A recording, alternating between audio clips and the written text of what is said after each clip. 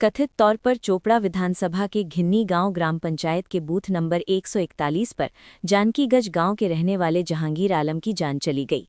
सिर्फ 34 साल की उम्र में एक नए शादीशुदा नौजवान की असमय मौत से इलाके में शोक की लहर दौड़ गई है। शिकायत की उंगली चुनाव आयोग की जटिल प्रक्रिया की ओर उठी है। जहांगीर परिवार का अकेला कमाने वाला सदस्य था। घर पर उसके बुजुर्ग माता पिता के अलावा पत्नी और 2 बच्चे हैं। स्थानीय सूत्रों के मुताबिक वो पिछले कुछ महीनों से बहुत ज्यादा मानसिक चिंता में अपना दिन बिता रहा था, क्योंकि परिवार के 5 सदस्यों के डॉक्यूमेंट विचाराधीन थे। डॉक्यूमेंट की उलझनों को हल करने के लिए वो बार-बार बीएलओ के पास गया था, लेकिन अंततः चिंता का पहाड़ झेल न पाने वाला नौजवान आखिरकार मौत की गोद में समा गया। जहांगीर आलम की अचानक मौत से जानकीगंज गांव के लोगों में दुख का साया छा गया है। इलाके के लोगों ने एडमिनिस्ट्रेशन के लंबे समय से चल रहे डॉक्यूमेंट वेरिफिकेशन और करेक्शन प्रोसेस को आड़े हाथों लिया है। लोगों का आरोप है कि इलेक्शन कमीशन आज टॉर्चर कमीशन बन गया है। डॉक्यूमेंट्स के जाल में आम लोगों को परेशान होने की वजह से जहांगीर जैसे नए लोग समय से पहले मर रहे हैं। जहांगीर पर पूरे परिवार की जिम्मेदारी थी। एक तरफ तो उसकी मौत में किसी अपने को खोने का दुख, दूसरी तरफ पूरा परिवार इस सोच से परेशान है कि आगे परिवार कैसे चलेगा। इस मौत की जिम्मेदारी कौन लेगा? यही सवाल अब चोपड़ा की गलियों में घूम रहा है। एडमिनिस्ट्रेशन से लेकर आम जनता तक हर कोई इस बात से परेशान है कि इस तरह की घबराहट किस तरह से जिले में आम लोगों की जान के लिए खतरा बढ़ा रही है। इस घटना के मृतक का पिता जैनुद्दीन और पत्नी नूर बानो बेगम, स्थानीय निवासी तैयब अली, सराफत खान ने इसके लिए चुनाव आयोग को जिम्मेदार ठहराया है। ওই ভোটের এসারে হয়েছে হাঁটে মারা গেলে এসারের টেনশন ছিল না। কি নাম তোমার বেটাকে? জাহাঙ্গীর আলম। বয়স কত হবে? বয়স হবে কত হয়তো 6 বছর, মনে করো যে 5 বছর বা আবার না 2 বাচ্চা আছে, 5 বছর কত হবে 40-45 হবে।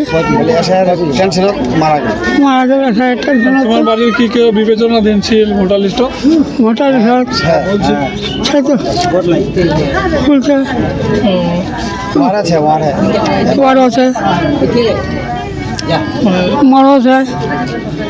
আইসিআরের কাগজগুলো ঘুরে এসেছিল, সেই জন্য আমার স্বামী একটু টেনশনে ছিল, চিন্তিত।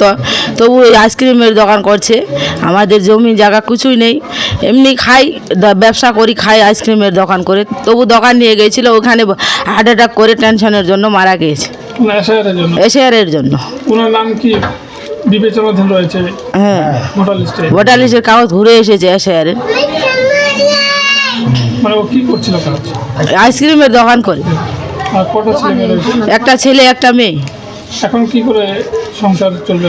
ওইটাই তো আমি সরকারের কাছে আবেদন করতেছি, আমাদের ছেলে মেয়ে পালিগত করার জন্য যদি সরকার আমাকে কিছু দেয় তাহলে সহযোগিতা, তাহলে ভালো হয়।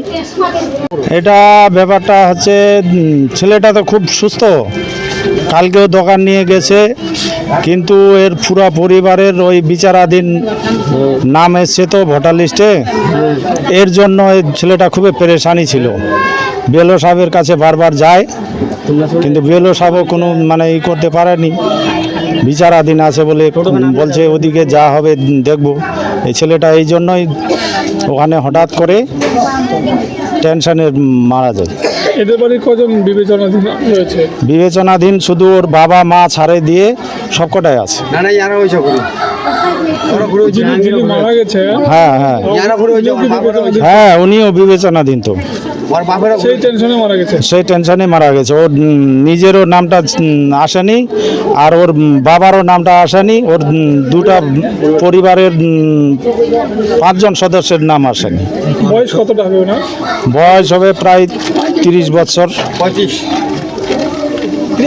কতদিন আগে বিয়ে করেছে? বিয়ে করেছে, বিয়ে করার 5 বছর হলো। ছেলে মেয়ে আছে? 2টি বাচ্চা, একটার বয়স হবে 4 বছর, একটা এই ছোট্ট ছেলেটা 3 বছর। এটা জায়গাটা জানকীগঞ্জ। এটাই আমি বলতে চাই যে এমএলএ সাহেবের কাছে সুবিচার চাচ্ছি, এবং যেন এটার আমাদের সরকারের সুবিচার করে। বাচ্চা আছে, ছোট ছোট বাচ্চা, মেয়েটা যুবতী মেয়ে, একদম কাঁচা বয়স। মেয়েটার বয়স হবে প্রায় 25 বছর এরকম। আমাদের বক্তব্য যে কি যে আমি দীর্ঘ এই বক্তব্যে যাবো না আর কি, যে এরা কিন্তু অসহায় মানুষ, এরা কিন্তু আতঙ্কে ছিল। আতঙ্কে থাকার পরে আর কি আমার বলে আর কি যে মামা কী করা যায় এসআই বাবা নিয়ে, কোনো চিন্তার কোনো কারণ নাই। আমার যে বেলাটা আছে ওটা আপস্ত আমাদের, তুমি আপস্ত থাকলেও ওরা কাগজপাতি মেনটেন করতে হবে। কিন্তু ওরা বলে যে ঠিক আছে হবে হবে হবে, কিন্তু কালকে আমার যখন যায় আর কি ওই না এই আইসক্রিম বেচছে আর কি, হ্যাঁ তখন তো আমার লাগালাই একটা গোস্ত নেই আর কি। তো বলছে মামা কী খবর তোর আসার ব্যাপার নেই, মুজি আসারটা হবে ওটা একটা লিস্ট নতুন করে আসবে, তারপরে দেখা যাবে। তারপরে না আমাকে ভয় ভয় লাগে আর কি। তারপরে ভয় ভয় লাগে, তুমি ভয়ের কোনো কারণ নেই, এটা ভয় করবো না একদম। কেন আরও তো আছে না 600 মানুষ আমাদের বুথের মানে ভোটার লিস্টের নাম নেয় আর কি। 600 আমাদের কোন বুথে? এটা 141 বুথ। তার মধ্যে আমি মানে চেষ্টা পাচ্ছি আর কি অনেকের বোঝানোর আর কি, যে মানুষকে বলছি আমরা গ্রামে গিয়ে আর কি ভোটার লিস্টের নতুন আবার নাম আসবেই সেকেন্ড লিস্টে আর কি। এখন চপারে এখন তো উল্টা লিগার এখন দেখার সাথ করে নাই। মনে করছেন এই যে যিনি মারা গেছেন, মারা করছে এই কারণে আমরা যে একটা দাবি করি, আমরা সরকারের আসার ব্যাপার নিয়ে আমি সরকারের উপর একটা দাবি করি এখানে, যে একটা ওদের মেয়ে একটা ছেলে, হ্যাঁ ছেলে মেয়ে যখন আছে তো কিন্তু কোনো অসহায় মানুষ, ওদের এক ধরু জমি নাই কিংবা জায়গা নাই। হ্যাঁ আমি সরকার এটা আবেদন করবো যে ওদের যাতে কোনো আর কি সরকার হিসাবে ওটা আমি আবদার করবো যাতে ওদের চাকরি হোক কোনো একটা, যে কোনো একটা আমাদের ব্যবস্থা করে দেয়। ওর মেয়ে আর কি বিয়ে পাশা আছে আর কি, একটা ছেলে একটা মেয়ে। এই বিষয়টা সত্য বলতে ওদের ফ্যামিলি থেকে সবারে আন্ডার এডুকেশন আছে, ওরা 5 ভাই, ওর বাবা শুদ্ধ সবাই আন্ডার এডুকেশন আছে।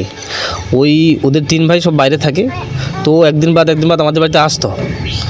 তো বলছি খবর কি, তাই আমি বললাম যে ওদের সব কিছু ঠিক হয়ে যাবে, টেনশন নেওয়ার কোনো কারণ নেই, অফিসে কাজ চলছে, সবগুলো ঠিক হয়ে যাবে।